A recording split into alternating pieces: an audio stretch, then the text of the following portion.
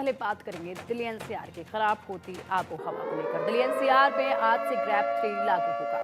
आज सुबह 8 बजे ग्रैब 3 लागू होगा। बढ़ते प्रदूषण के चलते ग्रैब 3 लागू किया जा रहा है। पेट्रोल डीजल की पुरानी गाड़ियां अब नहीं चलेंगी। दिल्ली में कंस्ट्रक्शन पर भी रोक रहेगी। तो देखिए, लगातार जिस तरीके से पॉल्यूशन बढ़ता जा रहा था, उसके बाद से हालात जो है वो काफ़ी गंभीर बने हुए थे और इसी के चलते अब ये बड़ा कदम लिया गया है। बता दें कि पहले से ही ग्रैब 1 और ग्रैब 2 हैं जो वो लागू थे, लेकिन अब जो है ग्रैब 3 भी लागू कर दिया गया है और ऐसे में इन नियमों का जो पालन है वो सभी को करना होगा, क्योंकि जिस तरीके से लगातार अब हालात काफ़ी ख़राब होते नज़र आ रहे हैं और लगातार जो पोल्यूशन का स्तर है वो गंभीर श्रेणी में जा चुका है, तो ऐसे में कड़ा कदम जो है ये उठाया गया है। वायु गुणवत्ता जो है वो काफ़ी गंभीर अब हो चुकी है और ऐसे में ग्रैब का चरण 3 लागू कर दिया गया है।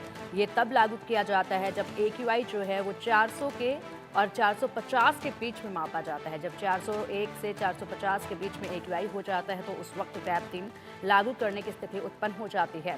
बता दें कि इस वक्त इस ग्रैब के अनुसार अगर बात की जाए तो डीजल की गाड़ियों पर रोक रहेगी और इसी के साथ साथ कोई भी निर्माण कार्य जो है वो नहीं किया जाएगा। निर्माण कार्यों पर भी रोक रहेगी, क्योंकि अब जिस तरीके से पॉल्यूशन बढ़ा है, ऐसे में ग्रैब 3 से हो सकता है कि थोड़ी सी राहत मिल जाए। पूरे एनसीआर में धूल पैदा करने वाली, वायु प्रदूषण पैदा करने वाली गतिविधियों के श्रेणियों पर सख्त अब प्रतिबंध लागू किया जा रहा है। बोरिंग और ड्रिलिंग कार्यों सहित खुदाई और भराई के लिए मिट्टी का काम ये बंद किया जाएगा। पाइलिंग कार्य बंद रहेंगे। सभी विध्वंस कार्य बंद रहेंगे। ओपन ट्रेंच सिस्टम द्वारा सीवर लाइन, पानी की लाइन, ड्रेनेज और इलेक्ट्रिक केबलिंग आदि बिछाने का काम भी बंद रहेगा। वहीं ईंट और चिनाई का काम बंद रहेगा। RMC बेंचिंग प्लांट का संचालन बंद रहेगा। बड़ी वेल्डिंग और गैस कटिंग ऑपरेशन बंद रहेंगे। तो ये तमाम गतिविधियां हैं। पेंटिंग, पॉलिशिंग और वार्निशिंग कार्य भी बंद रहेंगे। और चलिए अब अधिक अपडेट के लिए कि क्या स्थिति फिलहाल दिल्ली एनसीआर के तमाम इलाकों में बनी हुई है, उसको लेकर अधिक अपडेट ले लेते हैं हमारे सहयोगियों से। दिल्ली से मेहंदी गर्ग हमारे साथ हैं और गाजियाबाद से अनिल चौधरी हमारे साथ हैं। ग्रेटर नोएडा का भी रुख करेंगे, अकरम खान हमारे साथ है और गुरुग्राम से भी अपडेट लेंगे जहां से हमारे सहयोगी कोहित कौशिक हमारे साथ हैं। सबसे पहले बात कर लेते हैं दिल्ली की। दिल्ली से हमारी सहयोगी मेहंदी गर्ग हमारे साथ हैं। मेहंदी, आज से ग्रैब 3 लागू होने जा रहा है और ऐसे में ग्रैब 3 लागू होने की स्थिति जो है वो उत्पन्न हो ही गई है। अब कई सारे प्रतिबंध जो है दिल्ली की जनता को झेलने पड़ेंगे और क्या लगता है कि जिस तरीके से पहले ग्रैब 1, ग्रैब 2 देखा गया, उसके बाद कोई असर नजर नहीं आया, इस ग्रैब 3 का क्या असर पड़ेगा और इसी के साथ ये भी बताइएगा कि किन किन चीजों पर अब पाबंदी रहेगी।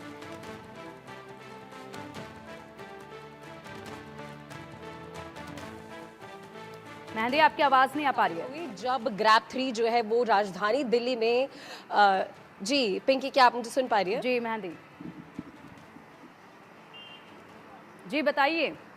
जी, तो देखिए, दिल्ली सरकार की कहीं ना कहीं एक बड़ी विफलता नजर आ रही है, क्योंकि ग्रैब 3 अब राजधानी में लागू कर दिया गया है और बहुत सारे प्रतिबंध एक बार फिर से दिल्ली एनसीआर में लगाए जाएंगे। ऐसे में जो कंस्ट्रक्शन वर्क है, जो पेंटिंग पॉलिशिंग के वर्क है या फिर जो भी पेंटिंग के लिए यूज होता है, कंस्ट्रक्शन के लिए यूज होता है, उन वाहनों पर प्रतिबंध है। तो कुछ ऐसे प्रतिबंध जो है वो अब दिल्ली एनसीआर में ग्रैब 3 के अंतर्गत लगा दिए गए हैं। लेकिन कहीं ना कहीं पहले ग्रैब 1 लागू होना, ग्रैब 2 लागू होना सवाल उठा रहा था दिल्ली सरकार पे कि क्यों जो कड़े कदम है वो नहीं उठाए गए प्रदूषण को लेकर। तो ऐसे में अब ग्रैब 3 जब लागू हो गया है तो कहीं ना कहीं स्थिति जो है वो बहुत ज्यादा गंभीर फिलहाल राजधानी में बनी हुई है। और आज का AQI भी अगर बात की जाए तो वो 400 से 450 के बीच में दर्ज किया गया है। फिलहाल हम इंडिया गेट पर मौजूद है। यहाँ की तस्वीरें भी अगर देखें तो जो तस्वीर है वो साफ तौर पर धुंधली नजर आ रही है। जो इंडिया गेट है वो भी धुंधला नजर आता है। तो जितने लोग हैं वो फिलहाल एक गैस चेंबर में यहाँ पर रह रहे हैं, दिल्ली एनसीआर में रहने वाले लोग या फिर जो काम के सिलसिले में, पढ़ाई के सिलसिले में अलग अलग राज्यों से जो लोग दिल्ली में आते हैं, राजधानी में आते हैं,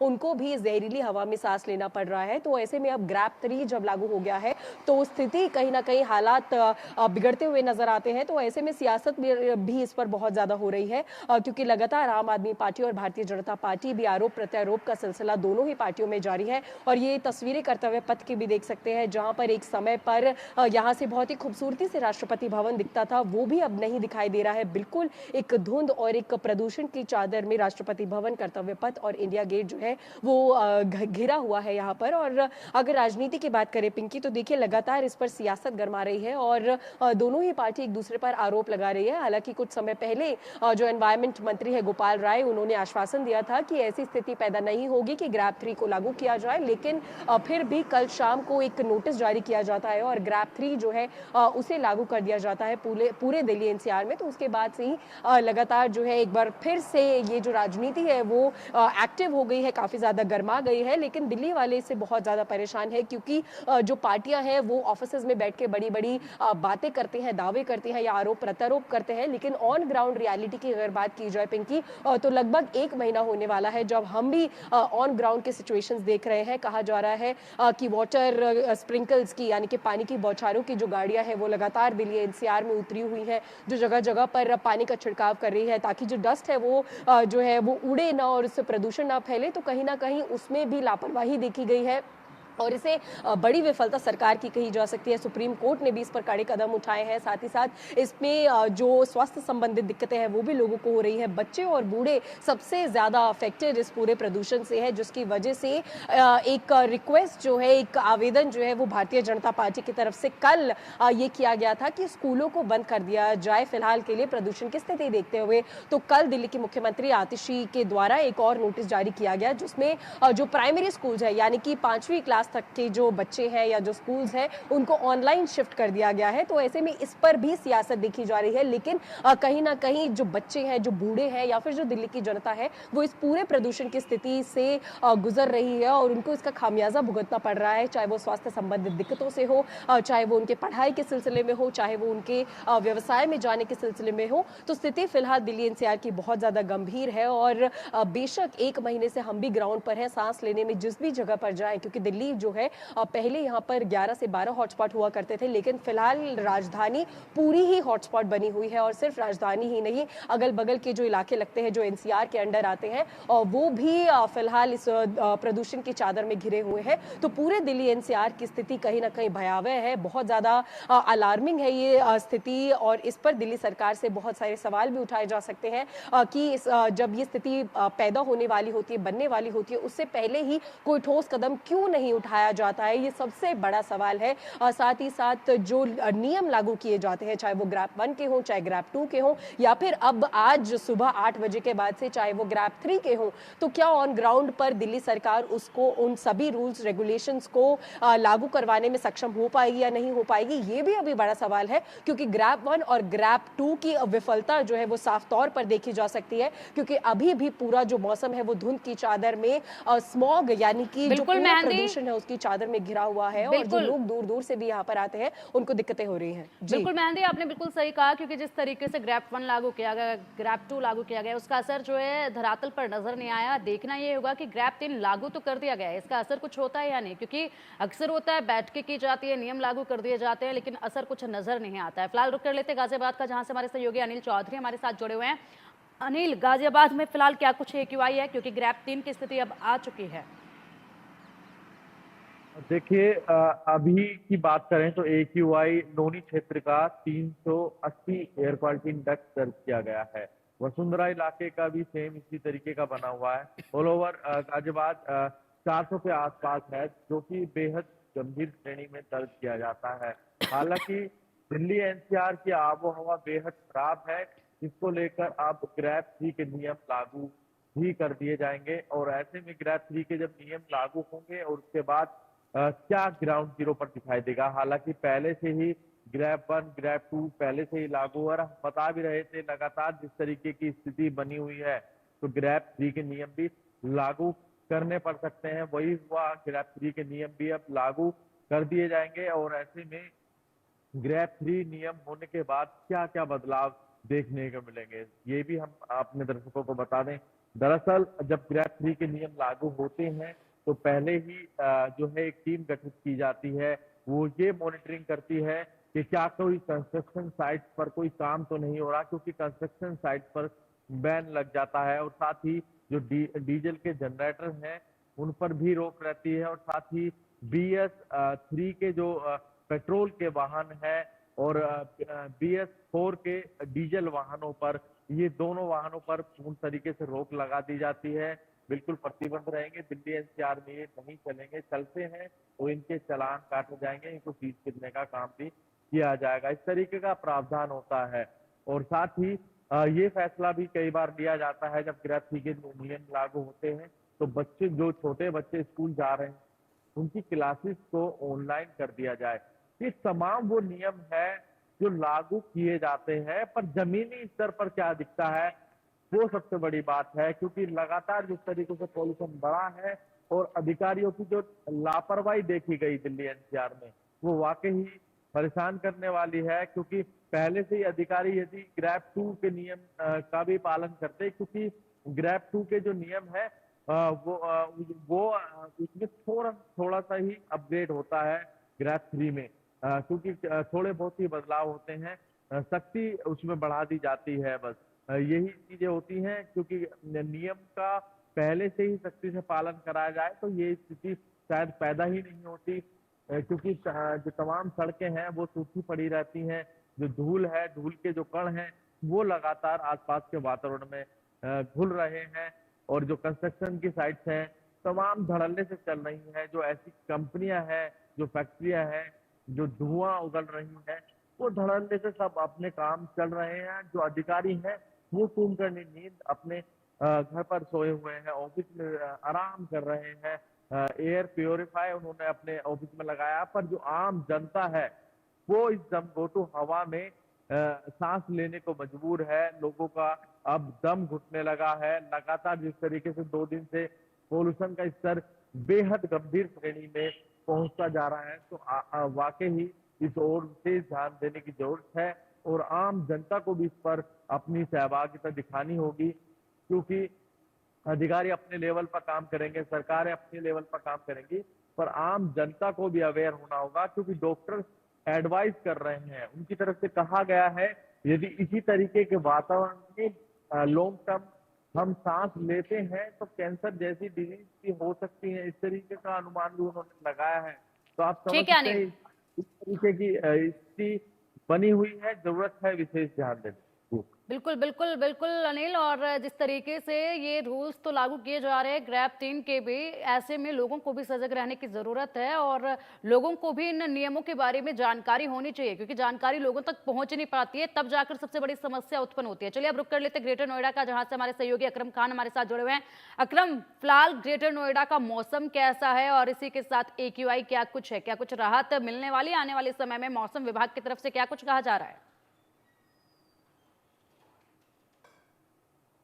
हालात क्या है तो मैं पहले आपको एक तस्वीर दिखा दूं, उसके बाद आपको बताऊंगा। देखिए, ग्रेटर नोएडा में ये कमर्शियल बेल्ट इलाका के पास का गोल चक्कर है, जहां पर विजिबिलिटी तकरीबन 300 के करीब है और सुबह शाम जो कोहरे का असर है वो लगातार ग्रेटर नोएडा में देखने को मिल रहा है। AQI लेवल की अगर बात की जाए तो ग्रेटर नोएडा के अलग अलग इलाके, चाहे वो नॉलेज पार्क हो, ग्रेटर नोएडा वेस्ट हो, जहाँ पर कंस्ट्रक्शन साइट ज्यादा है, और नोएडा के अलग अलग तमाम इलाकों में AQI लेवल 350 से लेकर 400 के बीच में अलग अलग जगह पर दर्ज किया गया है। चूंकि दिल्ली में 400 के पार पहुंच चुका है, तो गौतम बुद्ध नगर दिल्ली से ही सटा है, तो जाहिर सी बात है यहाँ भी असर देखने को मिलेगा।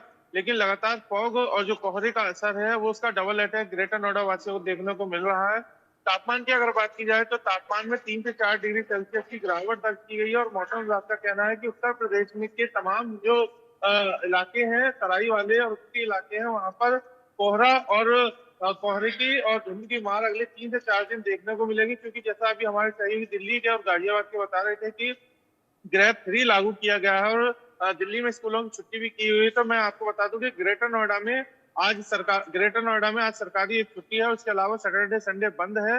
तो जो बच्चों को लेकर है वो सोमवार को फैसला लिया जा सकता है कि स्कूल आगे कंटिन्यू रहेंगे या नहीं रहेंगे। और दूसरी बात अगर कहें तो ग्रेटर नोएडा में लगातार जो कोहरा है वो सुबह के समय थोड़ा सा कम होता है, लेकिन जैसे जैसे दिन चढ़ता जाता है तो कोहरे का धुंध का असर बहुत तेजी से देखने को मिल रहा है। बृहस्पतिवार को भी हमने यही देखा, हालांकि अब भी कोहरा ज्यादा है, लेकिन जैसे जैसे और दिन चढ़ता जाएगा तो उसके अलावा 10 से 11 बजे तक तेज धुंध और कोहरे के असर देखने को मिलता है। लेकिन एक बड़ी चुनौती ट्रैफिक पुलिस के लिए और पुलिस प्रशासन के लिए ये भी है, क्योंकि ग्रेटर नोएडा कई हाईवे को कनेक्ट करता है और हमने हर बार सर्दियों में देखा है कि एक गाड़ी अगर हाईवे पे खराब होती है या 2 गाड़ी खराब होती है तो उसके बाद कोहरे विजिबिलिटी कम होने की वजह से लगातार गाड़ियां टकराती हैं और कई बार तो ऐसा हुआ है कि 40 से 50 गाड़ियां आपस में एक के बाद एक टकराती बिल्कुल। गई हैं, जिसके बाद बड़ी कैजुअलिटी होती है। इसको लेकर पुलिस अलर्ट है, लगातार हाईवे पर मॉनिटरिंग की जा रही है और ये चुनौती गौतम बुद्ध नगर पुलिस प्रशासन के लिए है, क्योंकि कोहरा अगर जैसे बढ़ेगा तो जाहिर सी बात है मुश्किलें बढ़ेंगी। इसके लिए पब्लिक अनाउंसमेंट के जरिए हाईवे पर पुलिस लगातार लोगों से अपील कर रही है धीमी गाड़ी चलाएं, लेकिन ऐसे में जब कोहरे का असर तेजी से और देखने को मिलेगा, चूंकि ठीक मौसम है। विभाग ने अलर्ट जारी किया है कि 15 से लेकर 17 या 18 नवंबर तक लगातार इसी तरह से दिल्ली एनसीआर में कोहरे का कहर देखने को मिलता रहेगा। जी बिल्कुल, बिल्कुल अकरम, और ऐसे में प्रदूषण से राहत मिलती अभी नजर नहीं आ रही है अगले कुछ दिनों तक। तो रुक कर लेते अब गुरुग्राम का, जहां से हमारे सहयोगी गोहित कौशिक हमारे साथ जुड़े हुए हैं। गोहित, गुरुग्राम में एक्यूआई क्या है और इस वक्त वो कौन सा इलाका है जहां पर सबसे ज्यादा गंभीर स्थिति बनी हुई है? प्रशासन द्वारा वहां पर क्या कदम उठाए जा रहे हैं? क्या जनता जागरूक हो रही है पोल्यूशन को लेकर? जी, पिंकी, बिल्कुल। अगर गुरुग्राम की बात करें तो गुरुग्राम धीरे धीरे गैस चैम्बर में तब्दील होता हुआ नजर आ रहा है। गुरुग्राम का जो एक्यूआई है वो 400 के आंकड़े को पार कर चुका है। और आपको बता दें, कल अधिकारियों द्वारा शाम को मीटिंग की गई, बैठक की गई कि इस प्रदूषण को कैसे, इसकी रोकथाम की जाए, कैसे इसको कम किया जाए। हालांकि इस वक्त गुरुग्राम में भी जो ग्रैप 3 है वो लागू कर दिया गया है और ग्रैप 3 के अनुसार कई चीजों पर प्रतिबंध लगा है। चाहे वो बात करें अवैध तरीके से जो औद्योगिक जो एक्टिविटी चल रही है उन पर रोक लगाई गई है, साथ ही कंस्ट्रक्शन पर रोक लगाई गई है, डेमोलिशन पर रोक लगाई गई है, BS3 BS4 व्हीकल्स पर रोक लगाई गई है, खनन के जो काम है उन पर रोक लगाई गई है।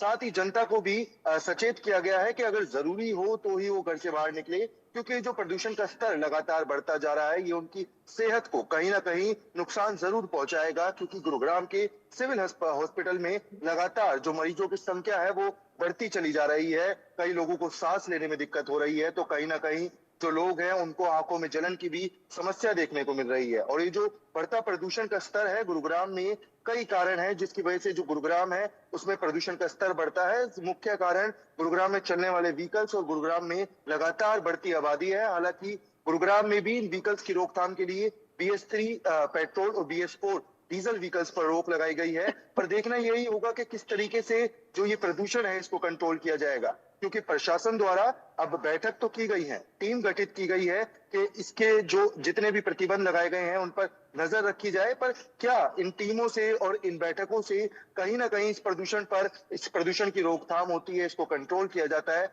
वो जरूर देखने वाला होगा।